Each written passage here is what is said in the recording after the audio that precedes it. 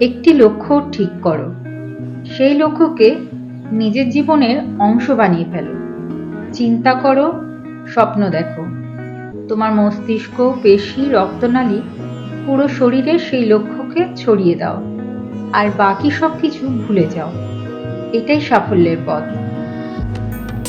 যারা তোমার বড় স্বপ্নকে নিরুৎসাহিত করে তাদের থেকে দূরে থাকো। ছোট মানসিকতার মানুষরাই বড় স্বপ্ন দেখতে ভয় পায়। যারা আসলেই বড় মনের মানুষ, তারা সব সময় তোমাকে উৎসাহ দেবে। নিজেকে কখনো ছোট করে দেখো না, তাহলে তোমার নিজের আত্মাই মরে যাবে। আত্মা মরে গেলে মানুষ স্বপ্ন দেখতে ভুলে যায়, আর স্বপ্ন ছাড়া মানুষ কখনো বেঁচে থাকতে পারে না। পৃথিবীটা হচ্ছে একটি আয়নার মতো। তুমি সবার সাথে যেমন ব্যবহার করবে, যেমন মনোভাব পোষণ করবে, ঠিক তেমনটাই ফিরে পাবে প্রতিদান।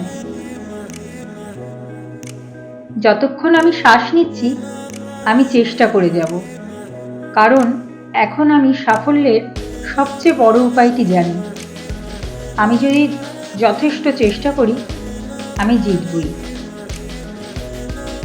যে মানুষটি অল্পতেই অনেক বেশি খুশি হয়, সে কিন্তু অল্প আঘাতেও অনেক বেশি কষ্ট পায়।